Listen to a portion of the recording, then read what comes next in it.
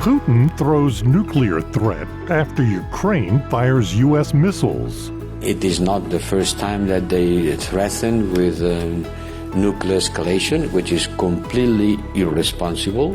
Why some believe the threat won't deter Ukraine. Ukrainians have been clear that with or without external support, they will fight on because this war is existential for them.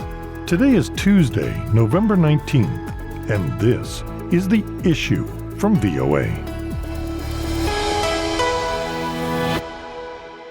I'm Scott Walterman. And I'm Lori London. The 19th of November is 1,000 days of this war. As we told you yesterday, the U.S. gave Ukraine permission to use its missiles inside Russia.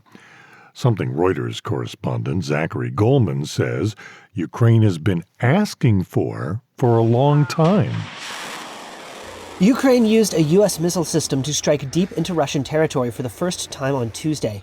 That's according to Moscow, which said Kyiv deployed what the U.S. calls the Army Tactical Missile System, or ATACMS. Russia said its forces shot down 5 or 6 missiles fired at a military facility in the Bryansk region, causing no casualties or damage. Ukraine said it had struck a Russian arms depot around 110 kilometers or 70 miles inside Russia and caused secondary explosions. It did not specify what weapons it had used. ATACMS have a range of 40 to 190 miles. For most of the year, Washington has instructed Kyiv not to use American weapons to strike inside Russian territory. But President Joe Biden gave approval just this week for Ukraine to use the ATACMS missiles for such strikes. Military experts say U.S. missiles can help Ukraine defend a pocket of Russian territory it has captured over the summer. But they are not likely to change the course of the 33-month-old war. More consequential changes in the U.S. posture are expected when President-elect Donald Trump returns to power in 2 months, having pledged to end the war quickly, without saying how. In an address to Ukraine's parliament, President Vladimir Zelensky said the war's decisive moments would come in the next year. Reuters correspondent Zachary Goldman. British Prime Minister Keir Starmer had a strong response to President Vladimir Putin formally lowering the threshold for Russia's use of nuclear weapons.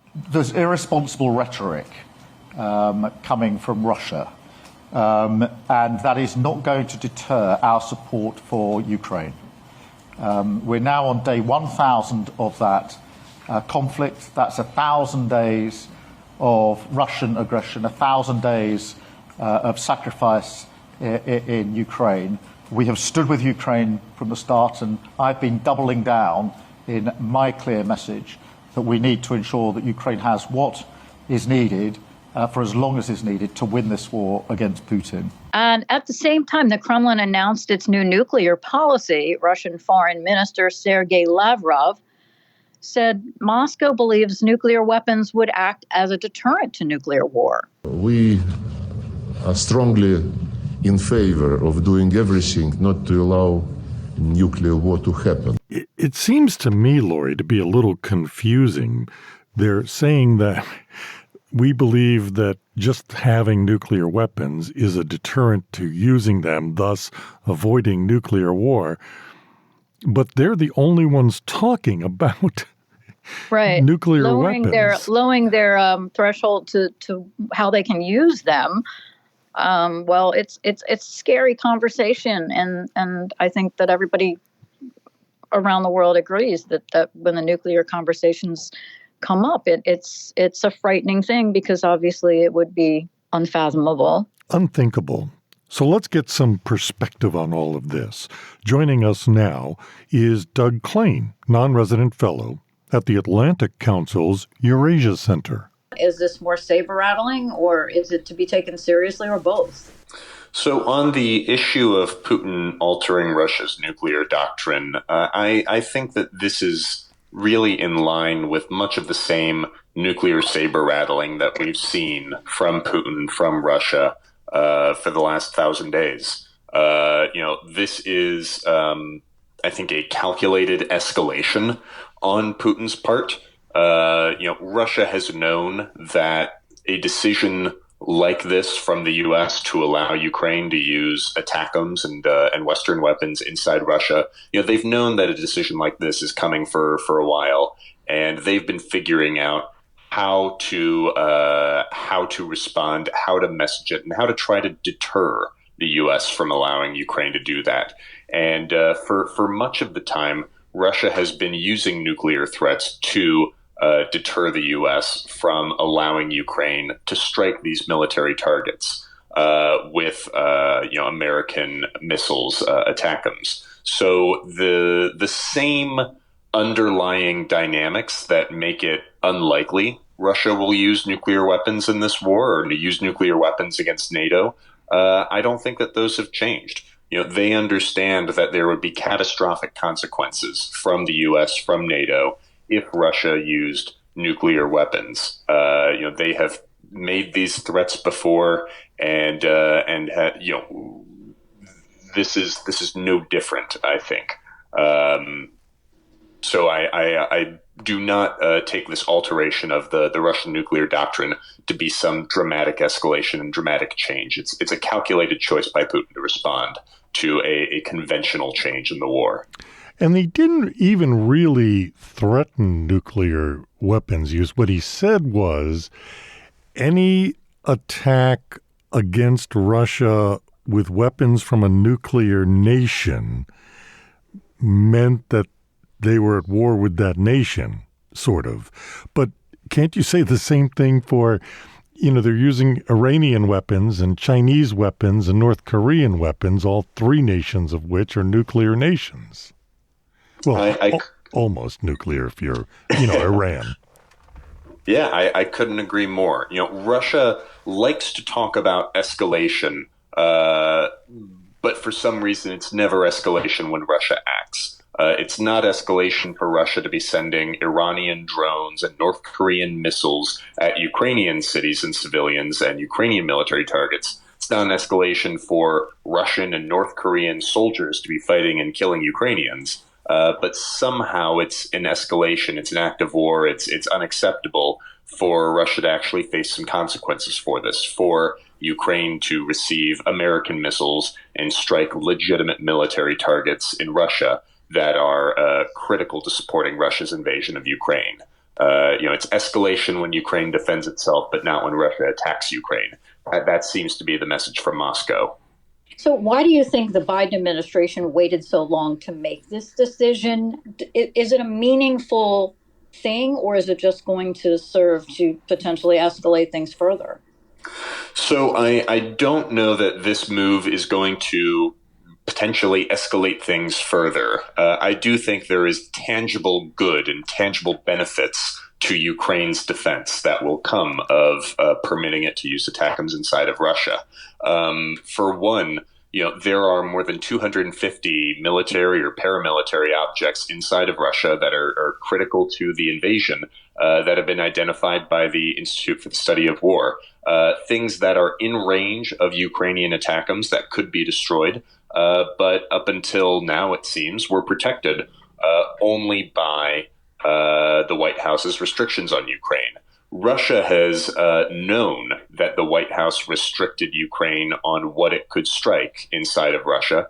And because of that, Moscow has been able to focus many of its air defenses and electronic warfare assets on the front line in Ukraine, defending its own positions as it tries to conquer more of Ukraine. It hasn't been focused on defending its own territory. And Ukraine proved that when it broke through these barely defended lines into Russia's Kursk Oblast. And so this policy change now creates a dilemma for Russia and forces Russia to decide, are we going to pull back some of these defenses, these air defenses, these electronic warfare assets from Ukraine, from the front line, to defend ourselves? That creates a dilemma for Russia that did not exist before. So even if Ukraine does not destroy all or even most of these targets that are now not only in range but able to be struck, it still has an impact because it forces Russia to make choices. As for why would the White House make a change now? That's a good question. Ukraine and Ukraine's allies have been calling for this change for months, if not years, calling for Ukraine to fight not with one hand tied behind its back, but as any country fighting within the laws of war is able to fight, to strike legitimate military targets. A big fear that Biden himself has been these fears of escalation, taking Russia seriously about its threats to either go nuclear or to retaliate directly against U.S. or allied forces. And we saw some Russian signaling on this a few weeks ago, with public reports that the Iranians had brokered talks between Russia and the Houthis in Yemen for the Houthis to receive anti-ship missiles from Russia, and that Russia had provided them targeting data. That, I think, is one of these examples of Russian escalation that was impacting Joe Biden's decision-making here. His calculus, though, I think has changed after the U.S. presidential election. Donald Trump will be the next U.S. president. And I think for in Biden's mind, it is less likely that Putin is going to substantially escalate with knowing that he may soon have a much friendlier U.S. president in office. At 1,000 days of the invasion now, a lot of people say Ukraine can't win. The most likely outcome of the conflict is a negotiated peace in which Russia gets to keep some of the land that it's taken. Do you agree with that? Well, I think that as we look at a Trump administration trying to come in and push Ukraine and Russia to the negotiating table, Ukraine has watched very carefully to try to understand, where is Trump and his team coming from? What is their starting point? Ukraine, for its part, has really, I think, emphasized that what it cares about most is people, not land. And territory is traded away to Russia. There are real people suffering under occupation there. We've seen the horrific stories of torture, persecution, disappearances from the FSB and other occupation authorities in occupied Ukraine. And so Ukraine's priority at the end of the day is saving the lives of its people from Russia. But also what's important to remember here is just because Ukraine is potentially pushed into surrendering territory to Russia, that doesn't mean peace. Just because U.S. aid to Ukraine might start dialing back, that doesn't immediately mean peace. Russia, at the end of the day, is the only party here that can choose to end this war. They are the one that is acting as the aggressor here and choosing every day to keep fighting.